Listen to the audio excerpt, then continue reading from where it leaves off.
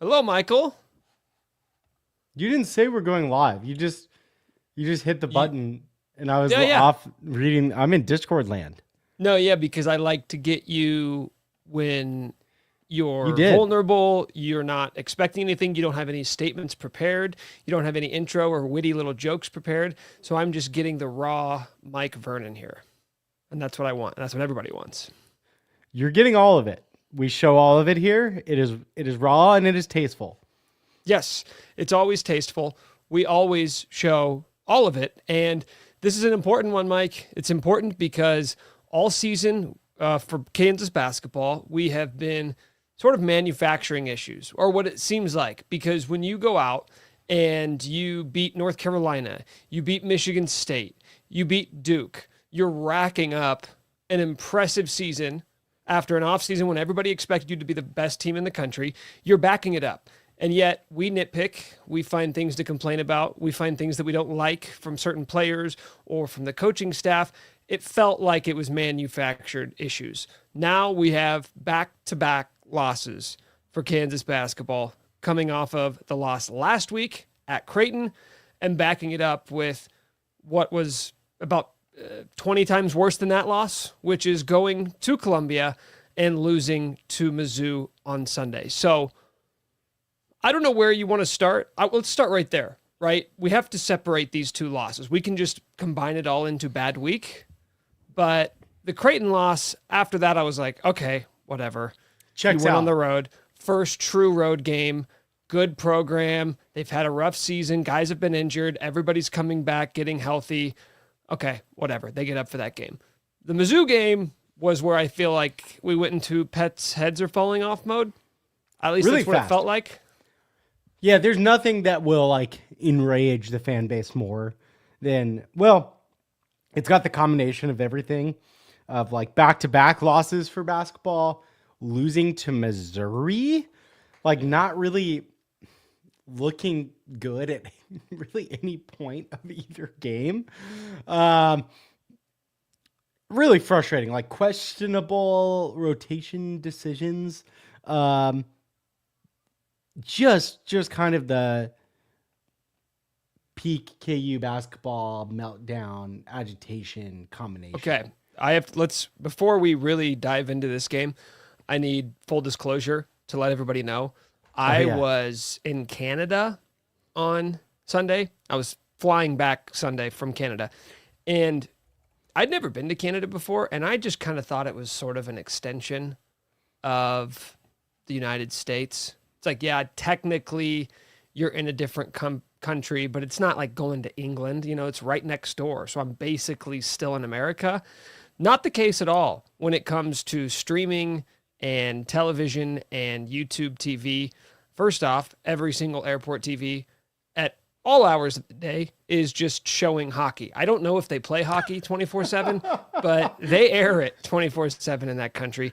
You can't watch YouTube TV. I didn't research this. I'm sure I could have found a way. I'm sure I could have got a VPN or something. But long story short, I was not able to watch this game, but I was using Twitter. So this is how I was watching the game. I was just refreshing Twitter every 30 seconds and watching people melt down. And so I feel like I have a good sense of what happened and how people feel about it. I think that's perfect. That's a great way to. I've got more questions about that. It sounds like you thought Canada was going to be, like losing Bill Self and Norm Roberts comes in, and it's going to be no different. Yeah, they've been together forever. Turns out Yes. maybe it is a little different. Yeah. It's not like doesn't look Like or like he feel that know different, he but know it is. he It knows just all the is. same plays. He listens to all Bill Self's motivational He's been speeches. So there. yeah, exactly. But that All was right, not the case. Canada's So, Norm. and Which it's tough for me assistant to go back. basketball coach for KU is Mexico? If I miss a game and KU wins and it's a big game, I'll go back and watch it. I caught that, but I was already on to my next I thought. know, I know. I'll go back and watch wins, but being that it was Mizzou and knowing that they played like crap the entire game and then sort of tried to come back, I was like, Don't watch it. I'm not watching that. I'm pulling a I'm Jeff Grimes. I'm pulling a Jeff Grimes. We are not watching the film. Okay. All right, I want to get into the game. I'm really curious to hear like what you think happened based on what you saw on Twitter. But really quick, really quick, feel like KU football coordinators should be addressed. Well, let's just address it. Let's just do that. And then maybe we can tease that to say that we're going to discuss it after we get through the basketball stuff. Oh, okay. So at the end, I'm not leading with Jeff Grimes. I'm sorry. But he's gone. All right, fine. And also, you're right. For a quick aside, Mike loves doing this. We'll set up sort of a very loose list of what we're going to talk about, and then he'll wait until the show actually begins, because then his natural inclinations start to take over, and he's like, no, I can't wait 30 more minutes to talk about Jeff Grimes and Brian Borland departing from Kansas football. I'm a very literal tactical man. All right, yes. So we will talk about the coordinators. Okay, curious what your read was while watching the game on Twitter. Like, what did you think was going on? Well, so I was also just watching the scoreboard on like the app on my phone. I was like, okay. My takeaway was, okay, KU guards played horribly, and this is all Bill Self's fault. That was my takeaway based off of Twitter reaction. I didn't get a lot of like breakdowns of who played poorly and who played well, other than the guy who can only play poorly, which is KJ Adams. That it's Bill Self's fault and it's KJ Adams' fault. That was my takeaway based off the Twitter reaction. I mean, I think you nailed it. If we're giving but out the guards were also bad. Bill Self is not neither. Yeah, but which guards? Like all of them? Like DeJuan, Zeke, yeah. Everyone? All. Okay. All. Okay. DeJuan, Zeke. I also saw, by the way, when I was looking at the scoreboard or the box score and trying to figure out what was happening, I saw that Hunter Dickinson had like 7 turnovers, yet I didn't see his name pop up one time. And that seems to be he didn't an suck. issue. Yeah, he didn't suck. Did not suck. He finished. No, Hunter was good. I've got no issue with Hunter. 7 turnovers, and we just Bill was like, he's the only one who brought it, because dude is playing in a lane with 4 other centers. Okay. And basically DeJuan and 4 centers. So okay, well, I don't blame him. Okay, well then, at least he can rebound. Please tell me how close I was to being right. Now, you watched the game. It's KJ and Bill. It's KJ and Bill. That is the conversation. Let's expand on that. That seems to be, I mean, it's almost tiresome. Like in sports, we get new games every 2 days, every 3 days for basketball. But yet you have to go all the way back to March of last year. And even then it was a talking point. It probably wasn't the talking point, but we're now going on 3 years.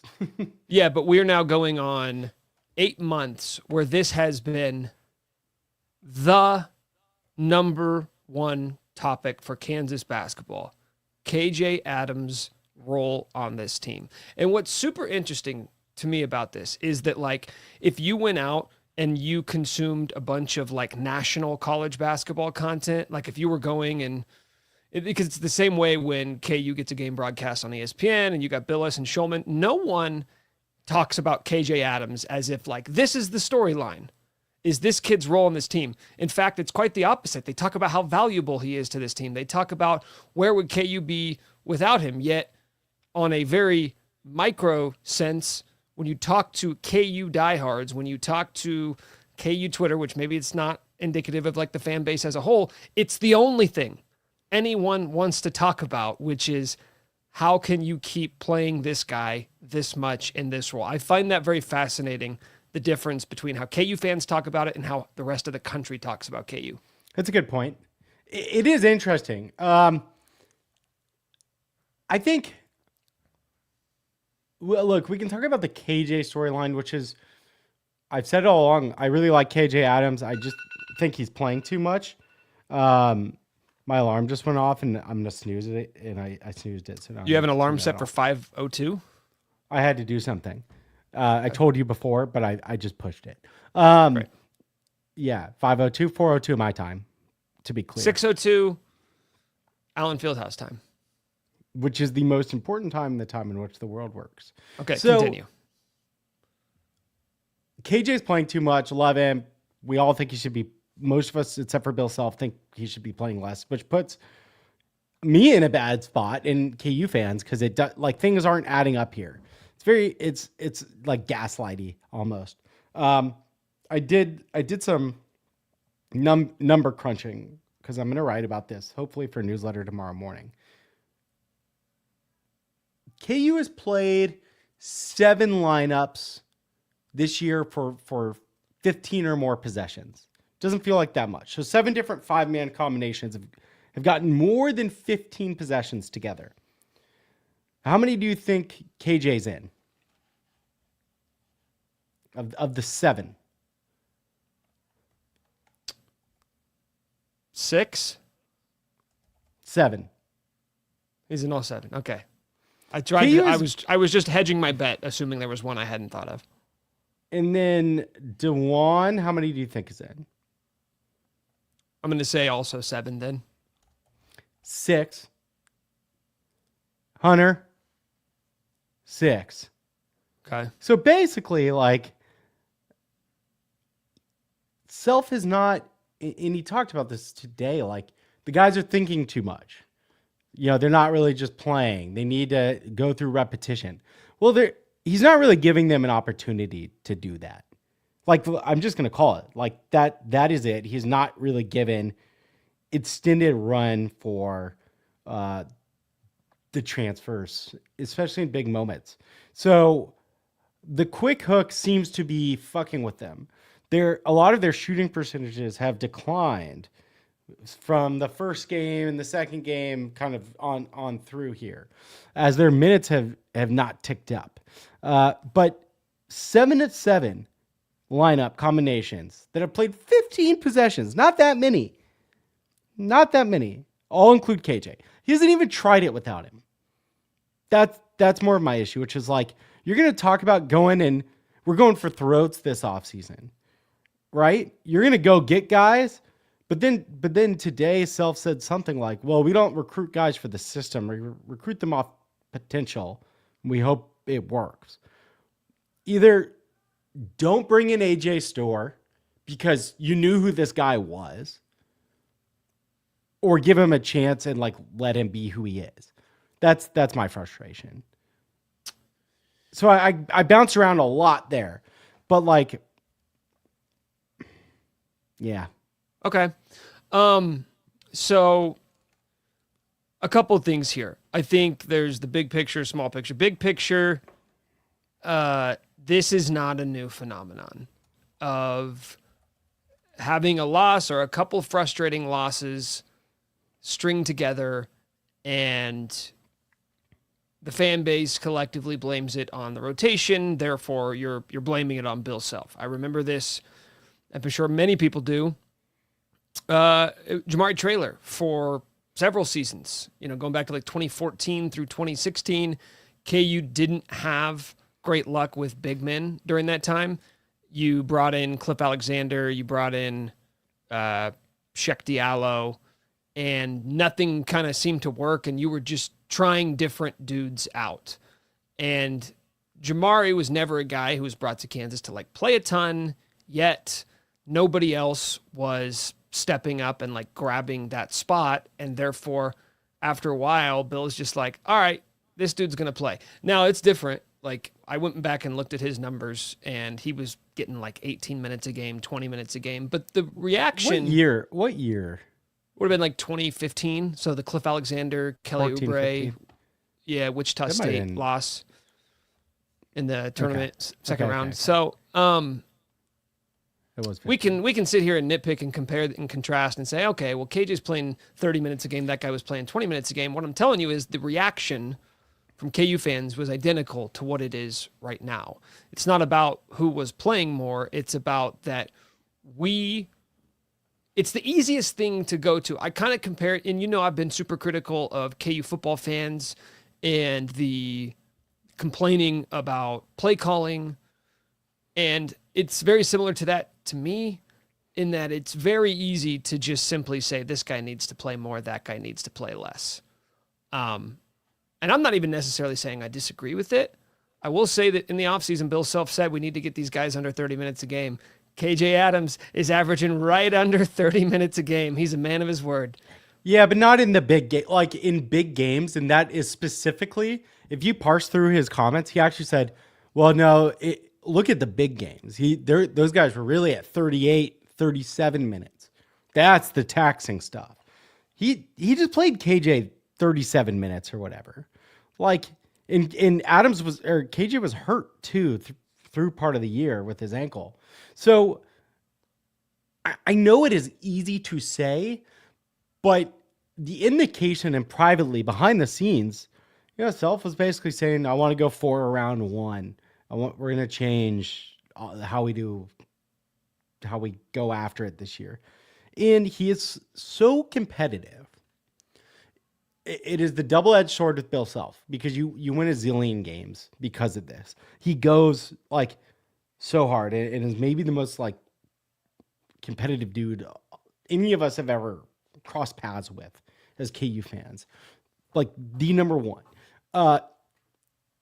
He cannot handle not playing well or letting guys play through it in November and December. And I think that's some of the frustration, but that has been the case the entire time. And I do think it has hurt some of his teams over the years. Like I really do at the end of the...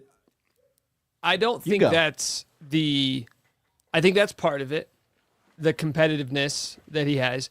I also think there is an element that will never leave him, just like the competitiveness, which is everyone is going to earn it.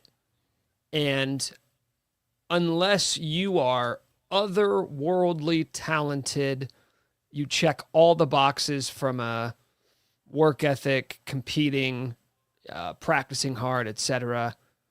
standpoint, then maybe we'll fast track you. But everybody else, hey, this guy in front of you, KJ, he's put in 4 years, he's put in 3 years. You're going to have to work your ass off if you want to play ahead of him. And we can argue as to whether or not that's right or wrong, but that's the way he's always been. It is the way he has always been, and it doesn't mean that it can't happen at some point this season, but we're sitting here in early December. How many games do they have under their belt at this point? Not even 10.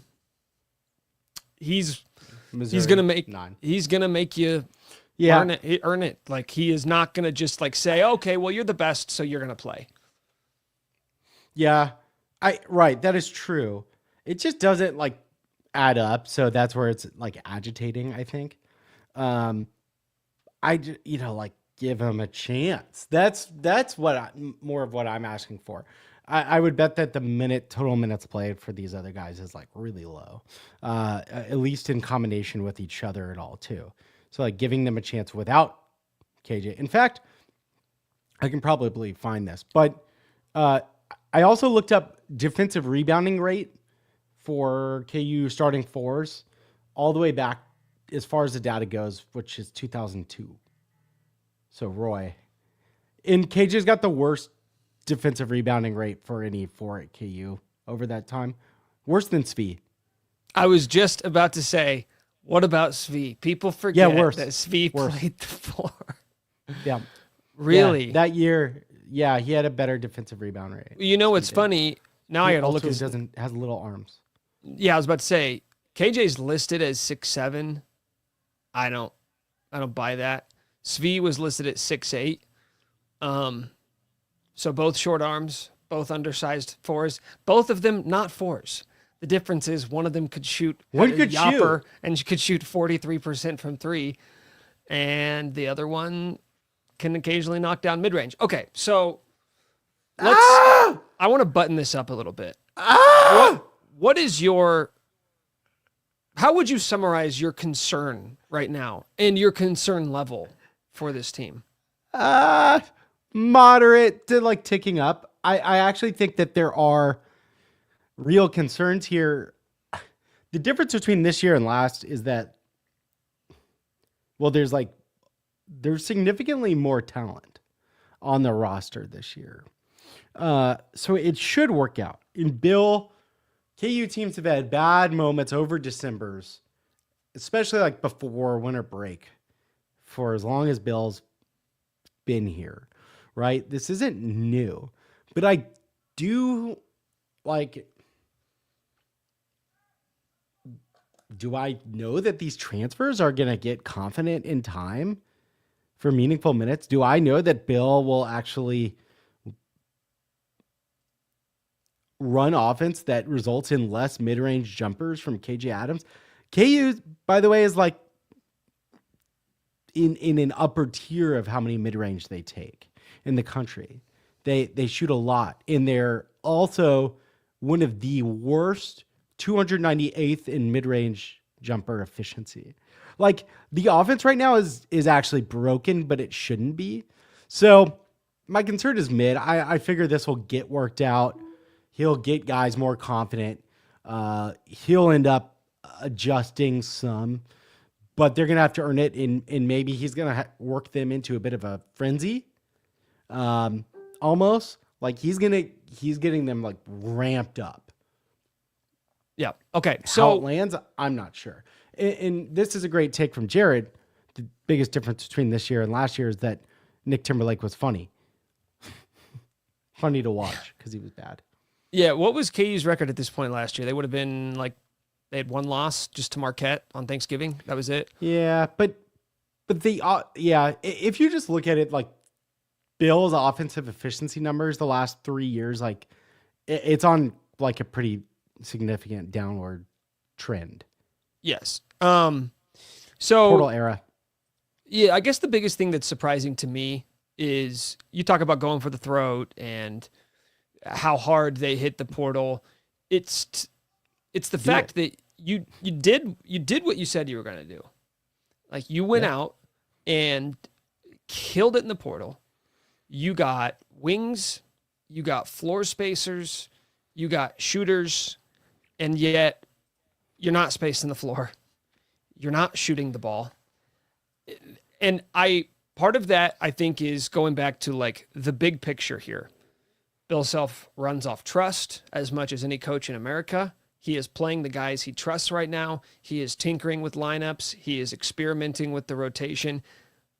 For anybody who is like, if you're higher on the worry scale, if you're at like an 8 or a 9 right now, I would leave yourself some buffer room at the far extreme of that, because it's going to keep happening.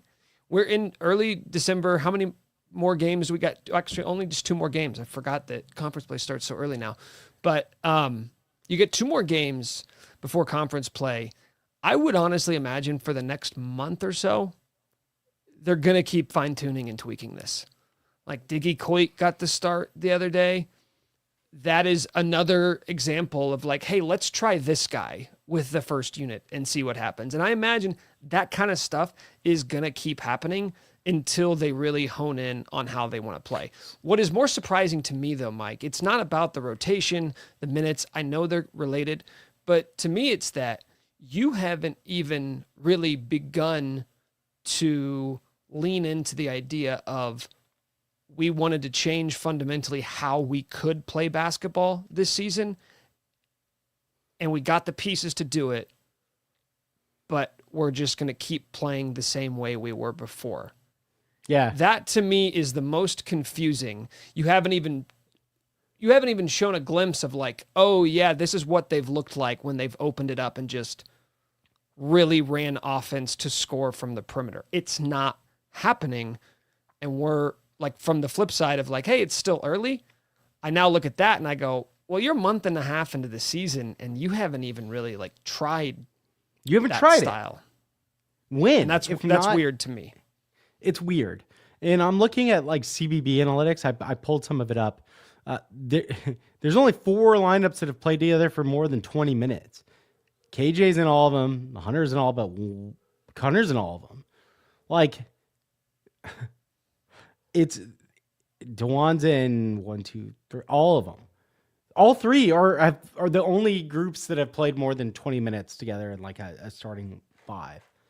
It doesn't make sense. It does. I mean, really, you say like this happens every year. I know, but it's weird, right? It's weird in that your roster on paper is different.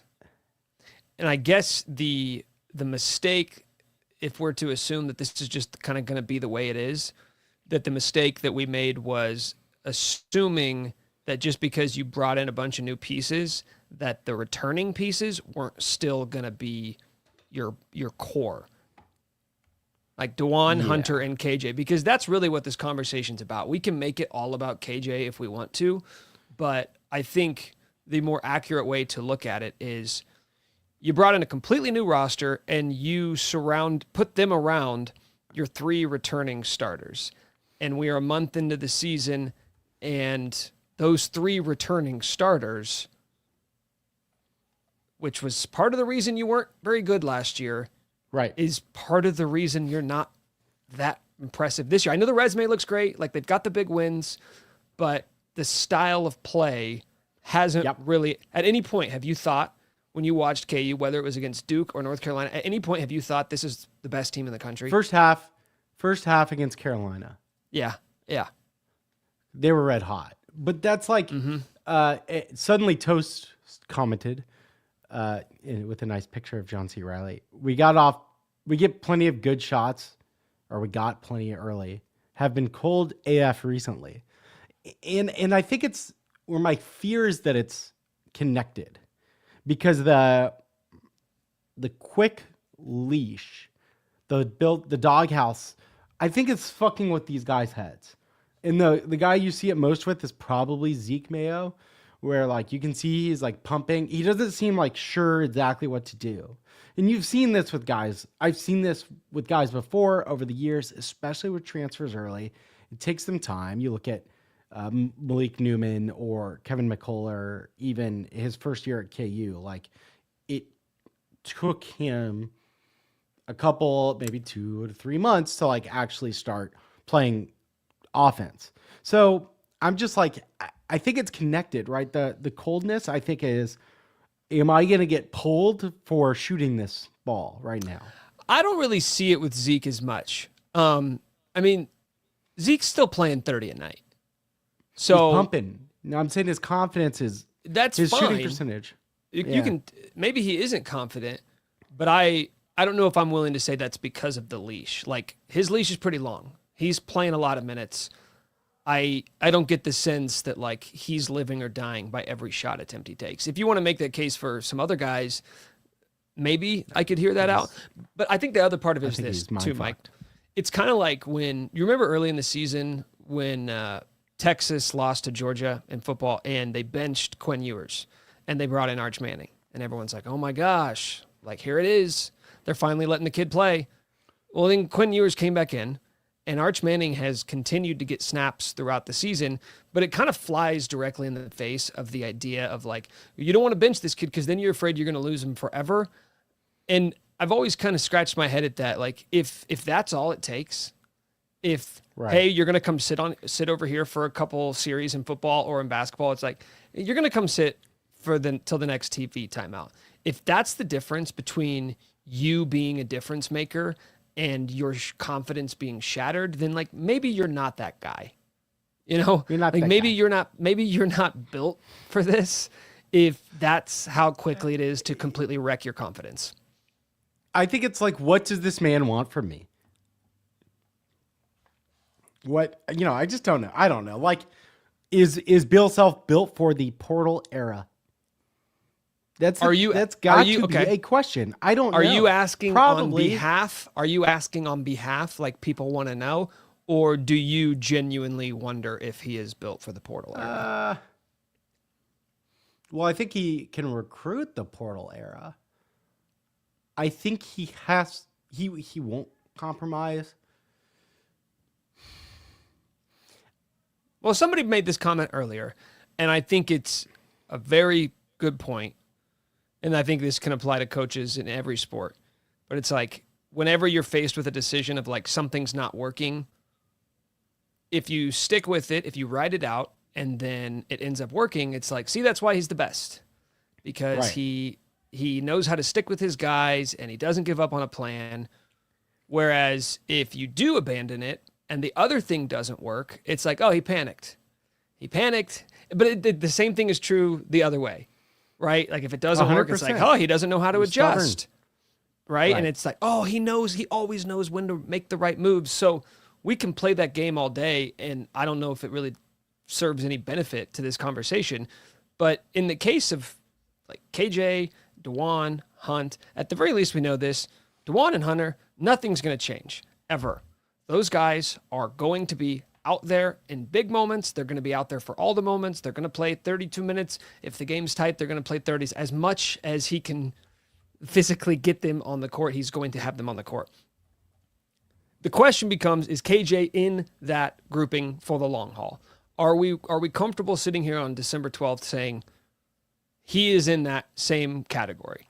KJ, maybe his minutes have went down a little bit, but I don't care what happens the rest of the season. When we get to like a conference defining game in February, KJ is going to be playing 32, 33 minutes a game. Can it just not be 38? Like, that's where it's like, all right, what the it's almost intentional to send a message to the other guys. I think it's definitely intentional. Yeah, he's going to be playing. Yeah, right. He's going to be playing.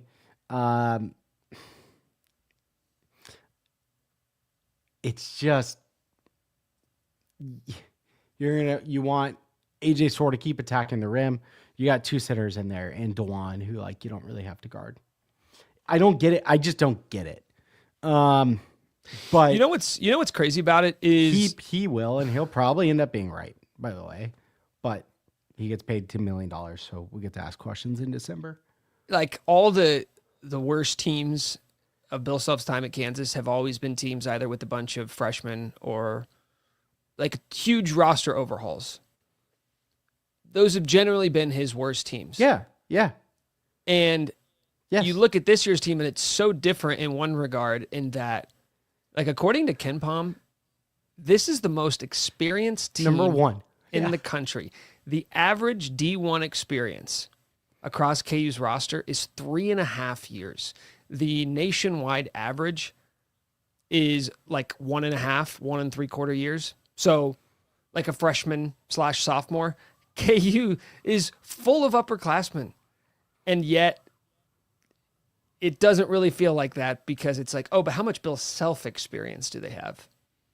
And in that regard, Totally different game. it's completely different.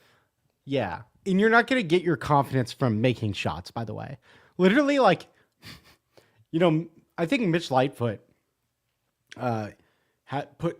he got like cut one season or had some bandage on his arm. And he just wrote like rebound and guard on the bandage. And one of the like 5 stars who was in the doghouse like gave him shit for it.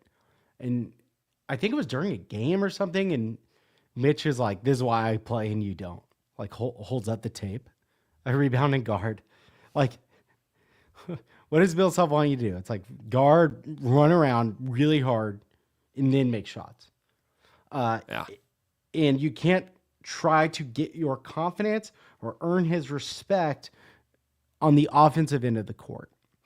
And it is an adjustment. This team, I do think, has some like, and I feel bad for KJ Adams, by the way, because like he's being asked to like stretch himself to the max here, and everyone's like, don't play KJ as much. It's like, no, I love having KJ on this team. I just don't love 38 minutes of KJ in this current system. It doesn't add up. But it seems like, together. when you said, like, can we just play him 32 instead of 38?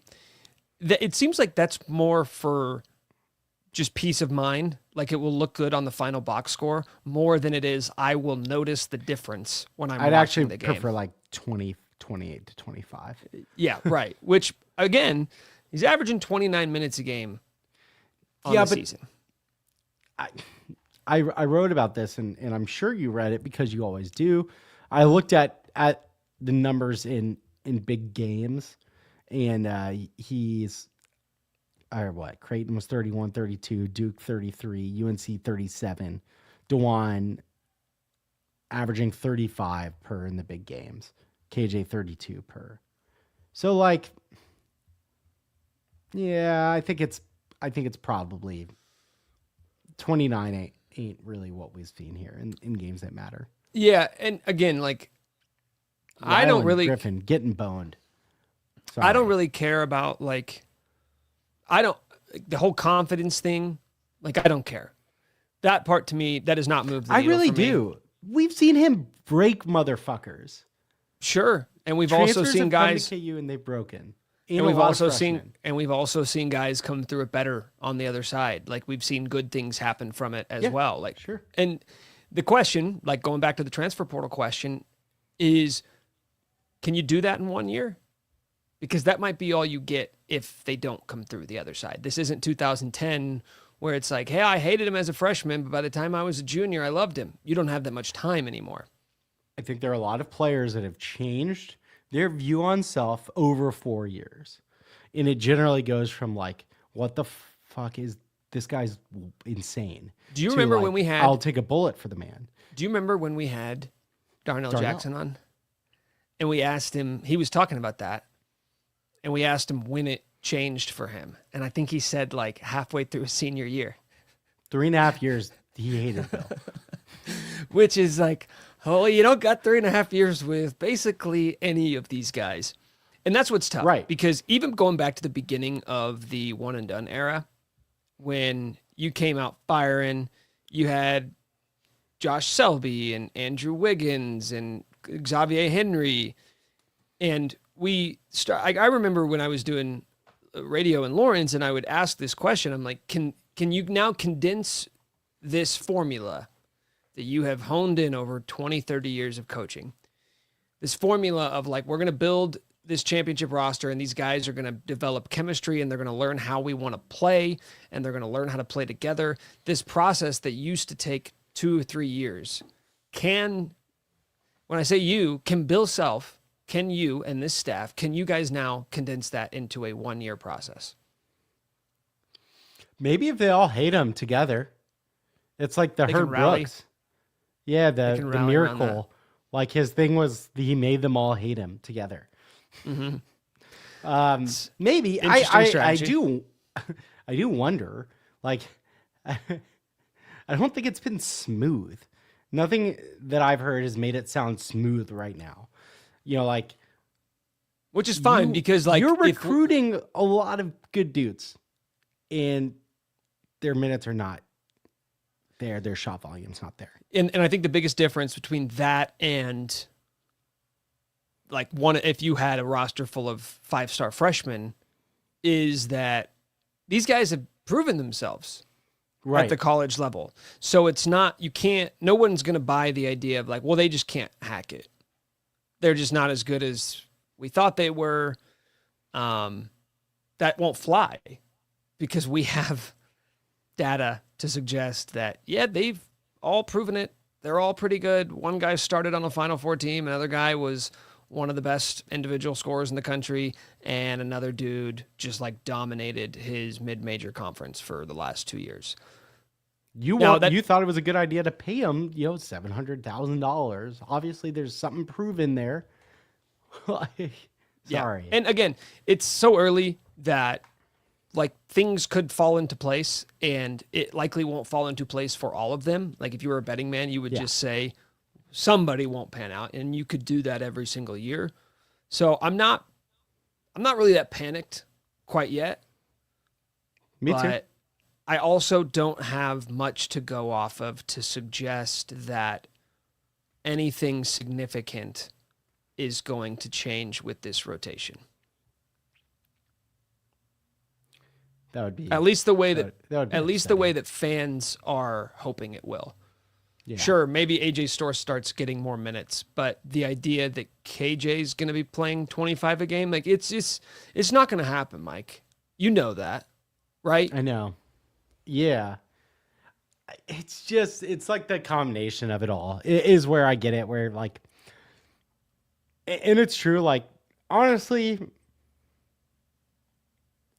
even if you get one of like a ZKJ and Ryland going, like that's gonna make a big difference. But 2 of the 3, and you're gold. And I look at like Rylan Griffin especially. His numbers are pretty good. And But he's again, I would not go back to playing. what we talked about earlier. Any of those guys, especially Rylan and Zeke, for any of those guys to hit their strides the way we want them to, whatever that vision in your head is of Rylan Griffin hitting his strides, KU has to change how they play. They're not shooting threes. They're not stretching the floor. They don't have any perimeter offense. And it's not just about, well, if those guys start hitting shots, then they will. No, they're not taking them. Look it's crazy. If you go to KenPom right now, KU 27% of their shots come from three. That ranks 287th in the country. It's basically the same. Look at the free throws. Yeah, they don't get to the line at all. Ever. And, but much to nobody's surprise, they're fifth in the country in 2-point attempts.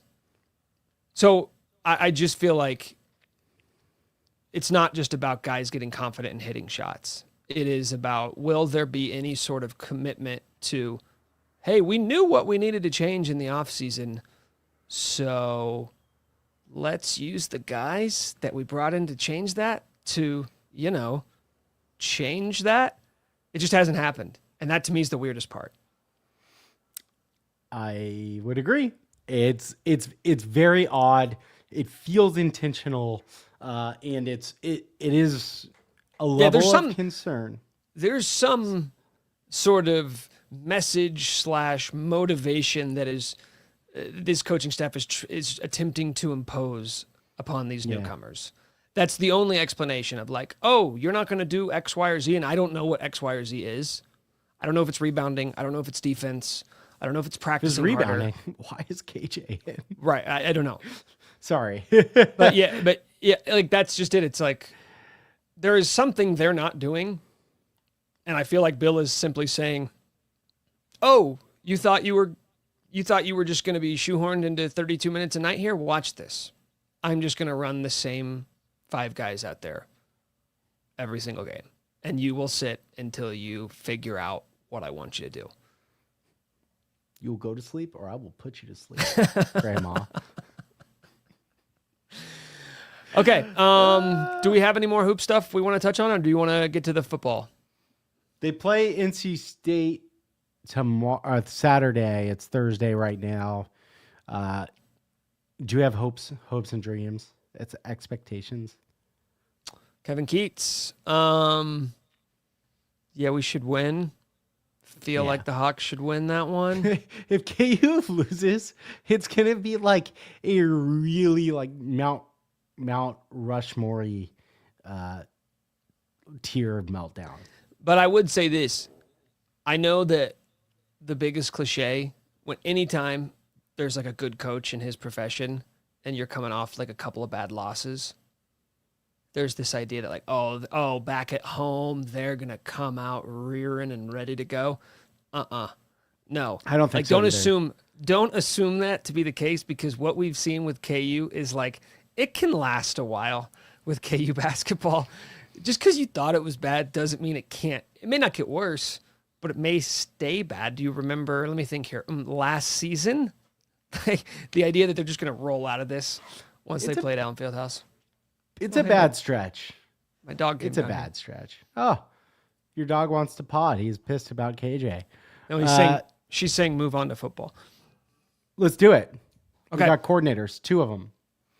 Busy first 10 days or so for the KU football Crazy offseason. Busy. Yeah, crazy busy. In that they now have a new offensive and defensive coordinator. And let me just start here. First, Jeff Grimes takes the Wisconsin job. I love running these not mega huge storylines past my fiance, who is a KU grad and a KU fan. And I told her, I was like, KU's got a new OC. And she's like, oh, they fired that other guy? Because she's heard me talk about Jeff Grimes. And I was like, no, he took another job. And her exact response was, who hired him? Wisconsin? I was like, Wisconsin, like an objectively better football program than Kansas.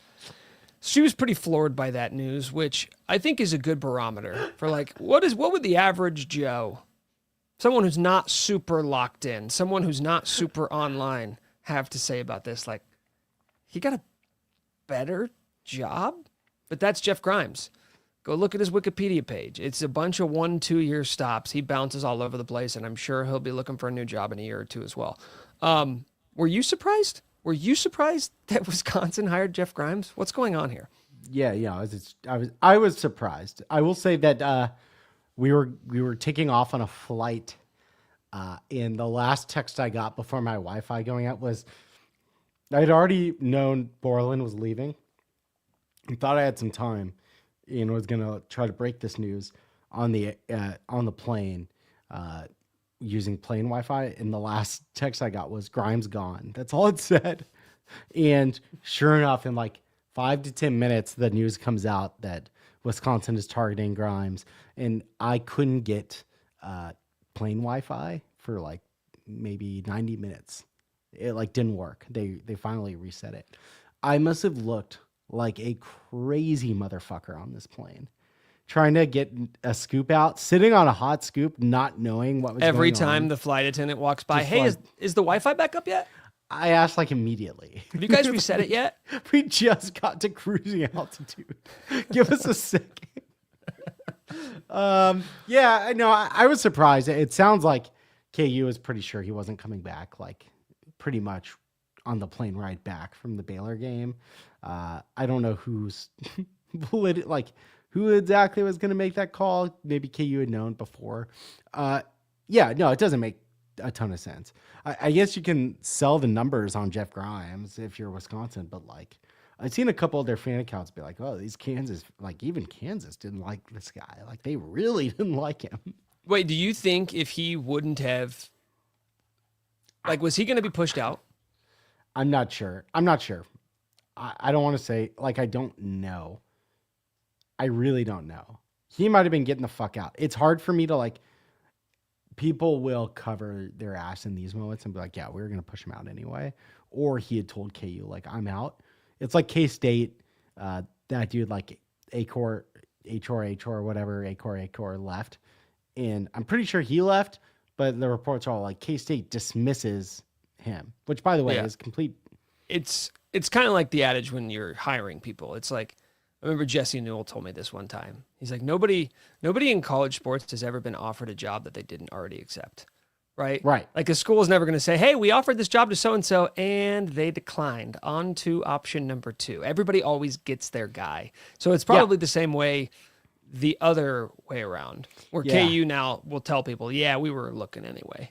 Yeah, that's why I'm hesitant on that one. I don't know if Grimes already gave Lance a heads up, and so people are like, yeah, he wasn't coming back. That's I don't know who made the call first, but like I think it was unlikely that he was coming back. Is what I've now heard retroactively. So KU gives it to the guy I probably should have given it to in the first place. Zabrowski. And they get Lubick coming back as well, who is that?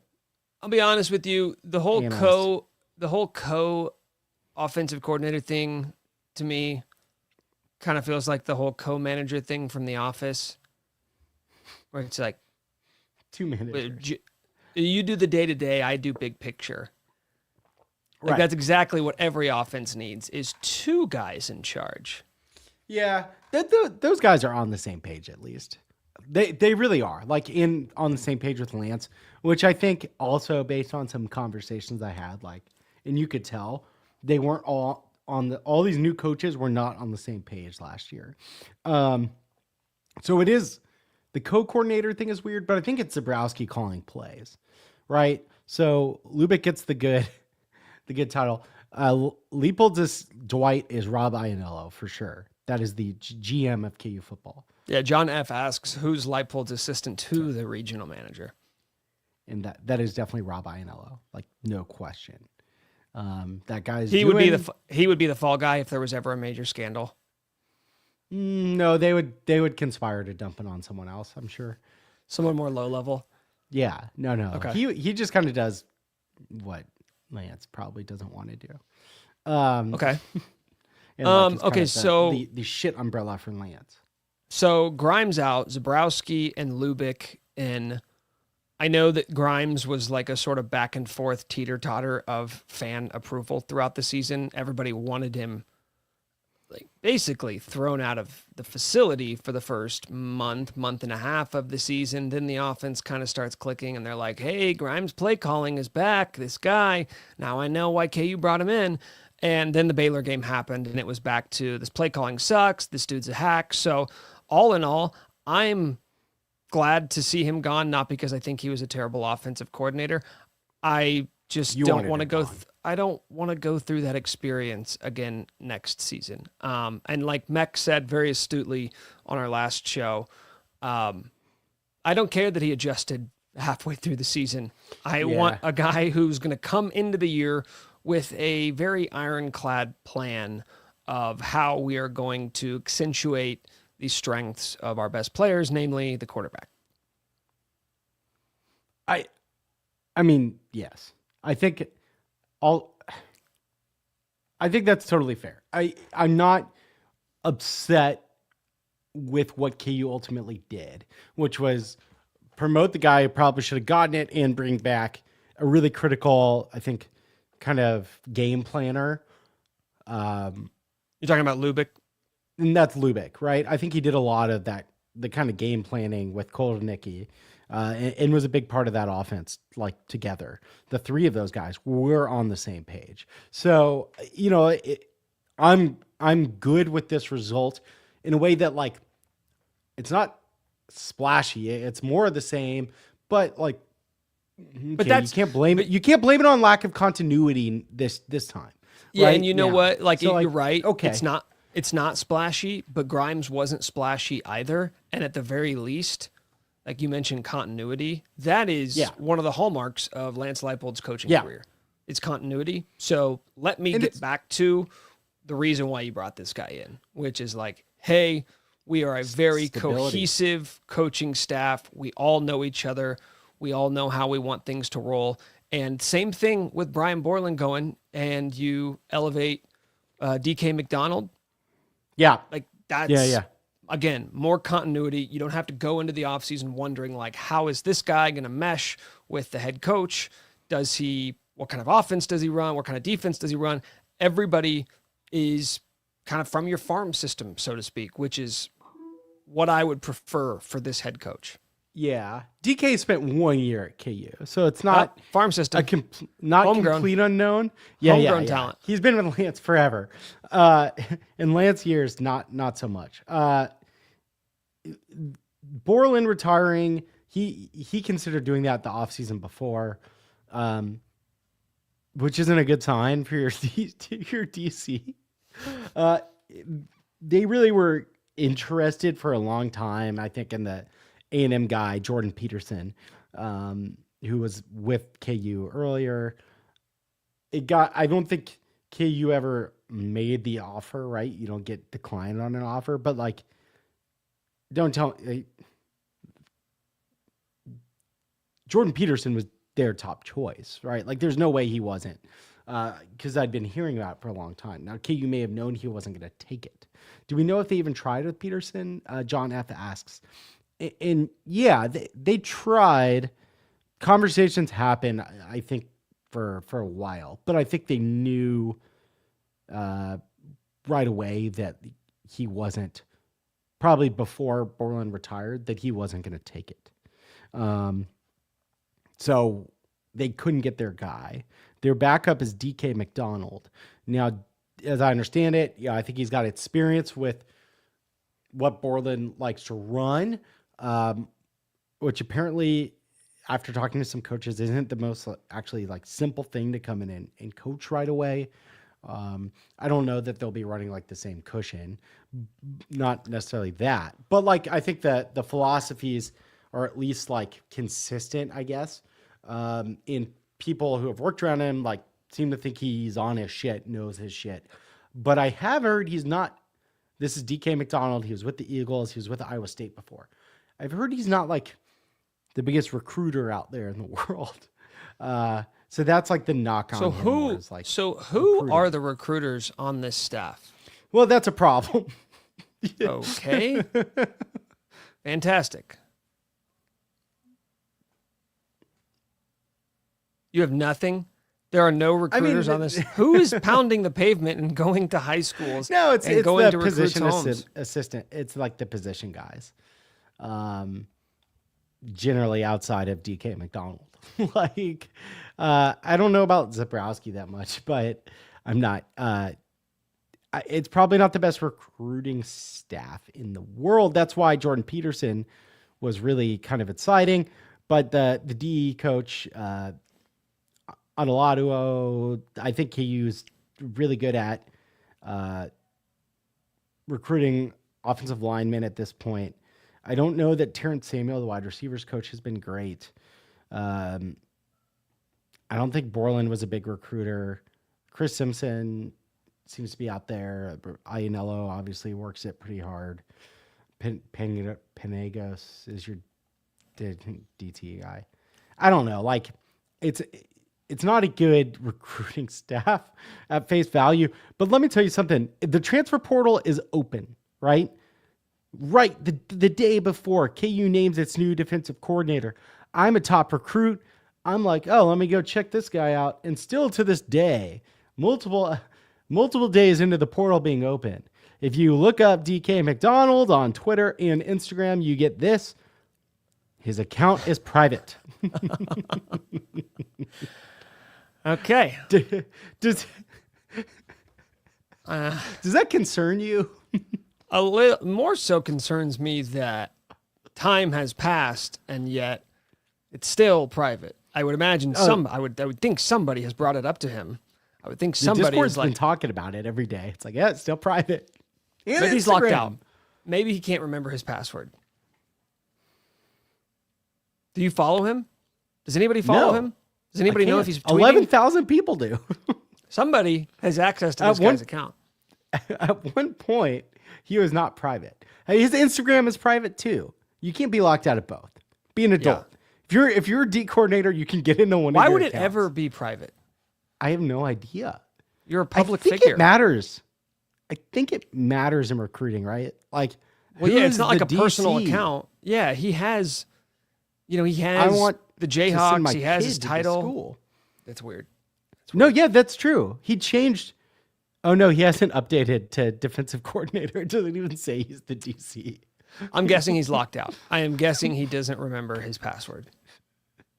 But on Instagram too? Anybody know if he's on TikTok? Can we check that? I mean, that's where millennials are at. Or that's where Gen Zers are at. Is DK on TikTok? Doesn't come up. Someone let us know. Lubick. Oh yeah, Lubick is a good recruiter. He's got a pretty good track record of recruiting. I forgot about that. He brought in some studs in the past. Forgot about that. Okay. I mean, that's fine. And I'll honestly, I'll say what I've been saying for 10 years now. We've gotten really excited about recruiting class. We've gotten really excited about big recruits, and there's nothing wrong with that. I want to keep bringing in the best players possible. But ultimately, the path to succeed at Kansas is becoming a player development program. I think that's I don't think that's a hot take. K-State has built a mountain off of it, and that's where my faith is going to be. I'm not going to get super concerned with like where KU stands in recruiting rankings each offseason, but if those dudes that are 2 or 3 stars can turn into all Big 12 type players, like that's what's going to get me excited about like something sustainable at KU.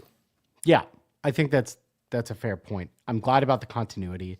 And Alex Burton left a nice comment here. Totally fair, right? He doesn't care that DK's Twitter's private. And I was just asking. But I have heard he's also not a big recruiter. So it kind of adds up, is more of what I'm saying. Like, these things are connected in my view. But also, like, doesn't matter if he can scheme. The assistants can go recruit. Also, we kind of glossed over this, and I know we're about to wrap, but Jalen Daniels is coming back for another season. We have all offseason to talk about that. I know it was kind of hinted at throughout the season. I think if you just kind of look at the circumstances surrounding it, I know going into last offseason, he was sort of being tossed around as maybe like a day 3 NFL guy. That's out the window. I know last offseason he flirted with going to other programs. I'm sure the market for Jalen Daniels isn't quite as robust as it was a season ago. So it really makes a lot of sense when you just consider his options and what he's sort of looking at, and coming back for another season, redemption arc for his last year. It checks out. So we can talk more about that in the next episode, but this has been fun. KU North Carolina State on Saturday, and then they'll get a big week off before Brown the following Sunday. So we'll be back next week, probably talking more hoops again, hopefully coming off a win, but I'm not locking it in. Mike, thank you. We're winning. To everybody who watched and listened, thank you very much. Subscribe, rate, and review wherever you get your podcasts. This is Could Be Wrong.